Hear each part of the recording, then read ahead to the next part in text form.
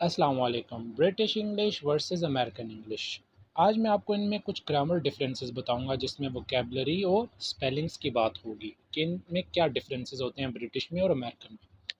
क्योंकि कुछ लोग अमेरिकन इंग्लिश के अकॉर्डिंग इंग्लिश सीख रहे होते हैं और कुछ लोग ब्रिटिश इंग्लिश, जो वहाँ जाना चाहते हैं जो है इंग्लैंड वगैरह में, तो वो ब्रिटिश सीखते हैं। लेकिन जो अमेरिकन लोग हैं, जो अमेरिका जाना चाहता है, वो अमेरिकन इंग्लिश के अकॉर्डिंग इंग्लिश सीखना चाहता है। तो बहुत बड़ा डिफरेंस नहीं है, दोनों इंग्लिश लैंग्वेज हैं, लेकिन जो बीच में डिफरेंसेस हैं मेन और कॉमन, वो मैं आपको बताऊंगा। वीडियो शुरू करने से पहले इस चैनल को लाजमी सब्सक्राइब कर लें, क्योंकि रोज़ाना मैं इंग्लिश लैंग्वेज कोर्स की वीडियोस इस चैनल पे लगाता रहूँगा। तो सबसे पहले मैं आपको वोकेबलरी डिफरेंसेस बताऊंगा कि जो कॉमन है, मतलब बहुत ज़्यादा कॉमन बोले जाते हैं, उनके बारे में बताता हूँ। तो सबसे पहले आ जाइए। तो सबसे पहला जो इम्पोर्टेंट डिफरेंस है वो है हैव अ बाथ। ये ब्रिटिश इंग्लिश में बोला जाता है। जब आप किसी को कहते हो जाके बाथ ले लो, तो आप क्या बोलोगे? Have a bath. लेकिन जब आप अमेरिकन में ये बोलोगे तो आप टेक का लफ्ज़ इस्तेमाल करोगे, take a bath, take a bath. ठीक है। अच्छा, मतलब मैं आपको आसान लफ्ज़ों में अगर बताऊँ ना, जैसे मैं खाने का भी बता सकता हूँ। जैसे हम कहते हैं ना, टेक द ब्रेकफास्ट।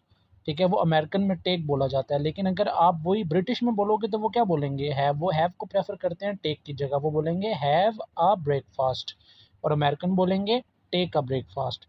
इसी तरह नंबर 2 देखें, ब्रिटिश लोग जब कहते हैं छुट्टी पे चले जाओ या छुट्टी ले लो, तो वो कहते हैं गो ऑन हॉलीडे, मतलब छुट्टी पे चले जाओ। लेकिन अगर वही बात जब अमेरिकन बोलते हैं कि छुट्टी ले लो या छुट्टी पे चले जाओ, तो वो क्या बोलेंगे? Take a vacation. वो हॉलीडे की जगह क्या लगाते हैं? वेकेशन। उसके बाद है ब्रिंग अप अ चाइल्ड। अच्छा, ब्रिंग अप का मतलब होता है परवरिश करना। ठीक है। तो हम ब्रिटिश लोग जो है, किसी को और कहते हैं ना कि बच्चे की परवरिश करो, तो वो कहते हैं ब्रिंग अप अ चाइल्ड। लेकिन जब अमेरिकन बोलते हैं तो वो कहते हैं रेज अ चाइल्ड।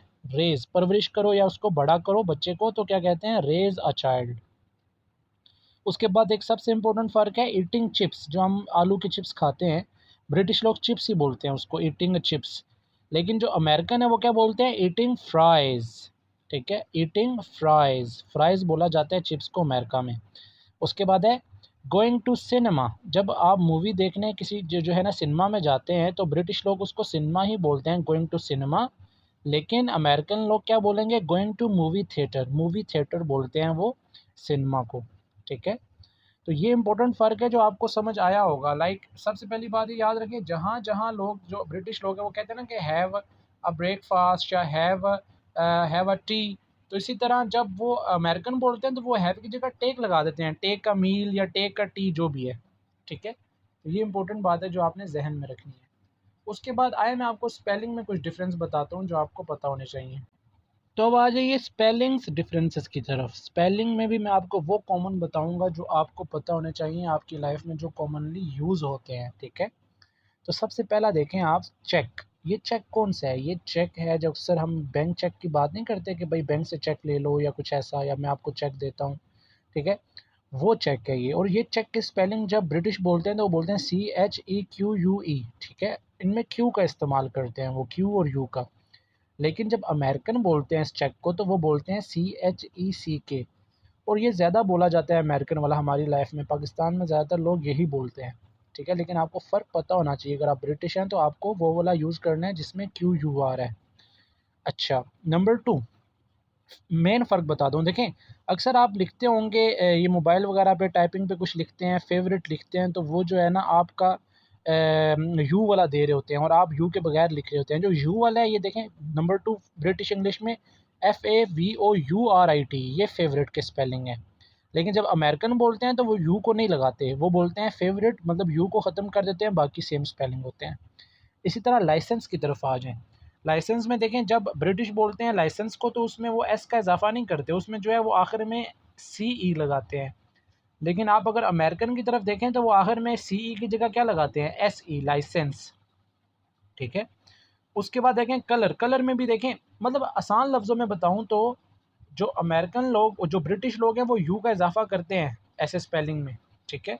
जिसमें ओ आता है और उसके बाद यू आता है। लेकिन जब अमेरिकन, आप देखें कलर में क्या आ रहा है? ओ के बाद यू आ रहा है। लेकिन जब अमेरिकन बोलते हैं तो वो ओ के बाद सीधा-सीधा आर लगा रहे हैं, कलर। इसी तरह नीचे वाली एग्ज़ाम्पल भी इसी तरह, ऑनर। ऑनर मतलब इज़्ज़त या एहतराम को कहा जाता है। ठीक है। तो ऑनर में भी देखिए उन्होंने ओ के बाद क्या लगाया है? यू। मतलब ब्रिटिश लोग ओ के बाद यू को प्रेफ़र करते हैं, लेकिन अमेरिकन लोग जो है वो ओ के बाद सीधा-सीधा आर लगा देते हैं। तो मैंने आपको ये फ़र्क जितने बताए हैं यही कॉमनली आपको पता होने चाहिए, ठीक है।